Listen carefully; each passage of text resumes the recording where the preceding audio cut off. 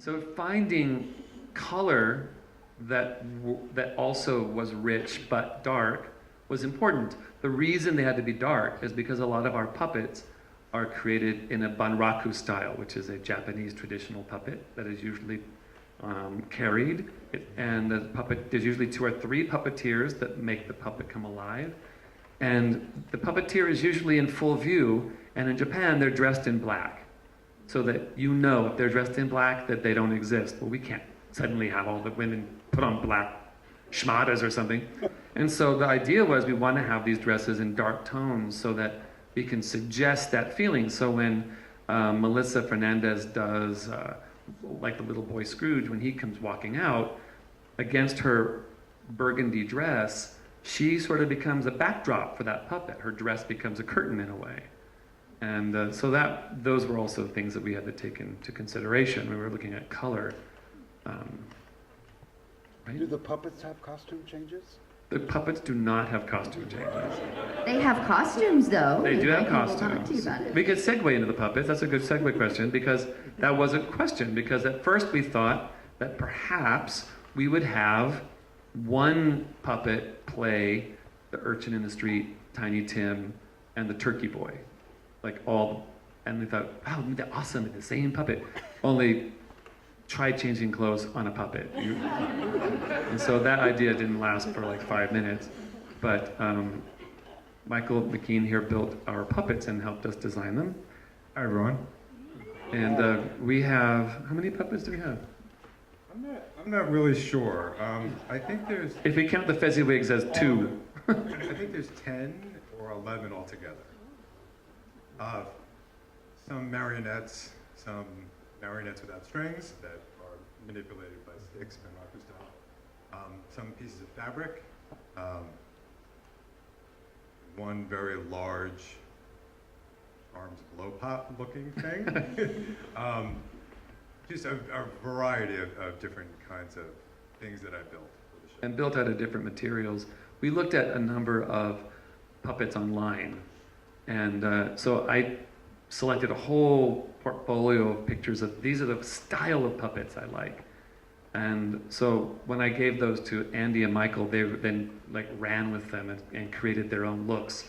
But I didn't want little Hummels, or little cute puppets. Because I want these puppets to not make us go, but to make us actually, they're very cool, these puppets. Yeah, but they're creepy. They're creepy. Yeah, they're creepy. but they really evoke an emotion out of you. When the little urchin walks in out of the dark, and he's like this really tall, skinny, inhumanely skinny little puppet, and he walks in, and the way he walks, he looks so real, and that you can't. How many of you have seen the preview yet? A couple of you guys have seen it, yeah. It evokes an emotion, but if it were like a little kind of happy, high on a hill, leans a lonely goat herd kind of Sound of Music puppet, it would be a different experience, It would be like, oh, isn't that cute? As opposed to having the same horror that Scrooge feels when he sees it. And so that puppet you carved that one, yeah? I carved it out of wood, and I was asking for, what do you want to evoke from the audience? Give me some feely words. And it was creepy, skinny, dirty, old, emaciated, that kind of thing. So those are the words that I use when I create it to keep in the back of my head, this is what it's supposed to look like. This is what it's supposed to come out. Is it working that way? No, it looks a little happy. Okay, put it to the grinder and make it nastier looking, that kind of thing. So that's kind of the way it kind of evolved for me. Yeah, the Tiny Tim puppet is really interesting because the Tiny Tim, is what is Tiny Tim supposed to evoke out of us? What do you think of when you think of Tiny Tim? Pity. What? Sympathy?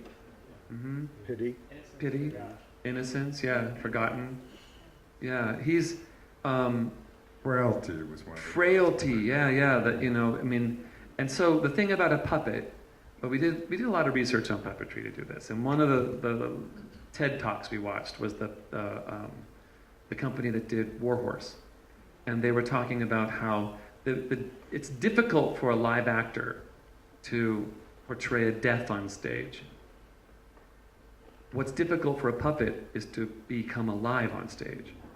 And so it's all about breathing and letting the puppet have a breath and let the puppet come alive, which means the puppet is completely dependent on its puppeteer to bring life to it.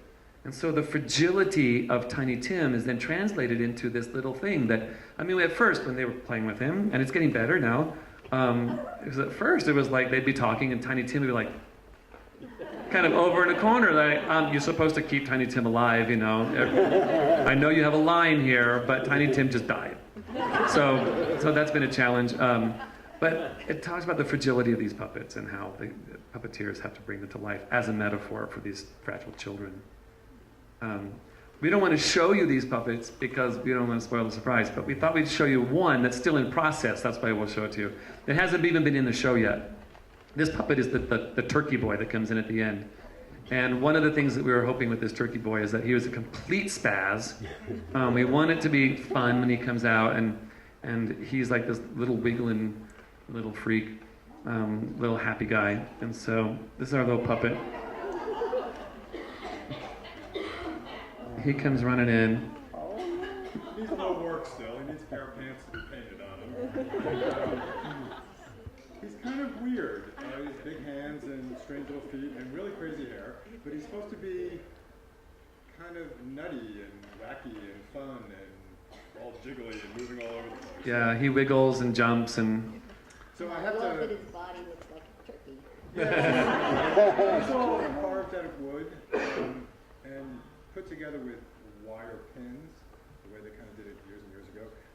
His strings got messed up today, so that's why they're getting all involved in his hair. So I have to restring them and make some of the rings dark here, so she can actuate, the actress can actuate like one hand at a time, or two, or lift them back and forth. So she's gonna have a little work to do playing with him because she's playing with a understudy marionette at the moment.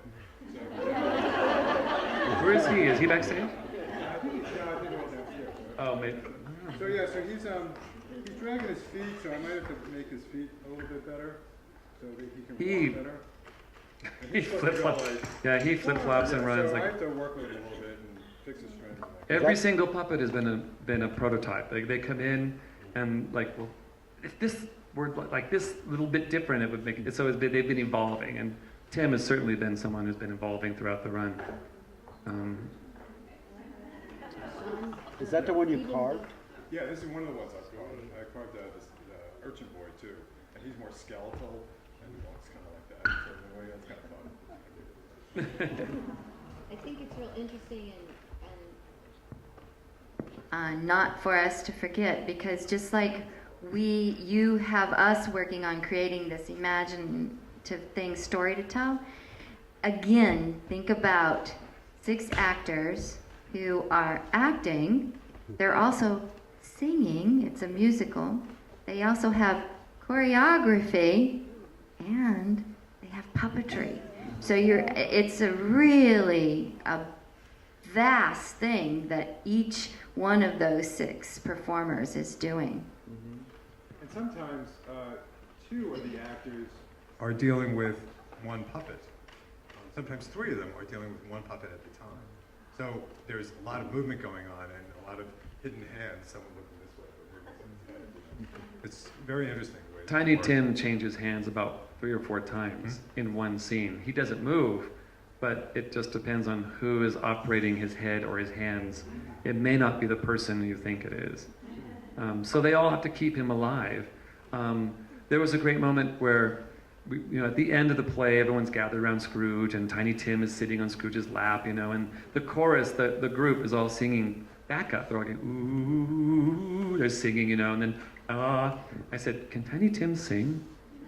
And Melissa, she totally knew what I meant. So Tiny Tim, of course he can't sing, he's a puppet, right? She's his voice, but so Tiny Tim actually breathes with everybody. He goes, and he kind of, so suddenly he's joining the group, and it's awesome. So yeah, the more we discover how to make Tiny Tim come to life, the better I think. It's really cool.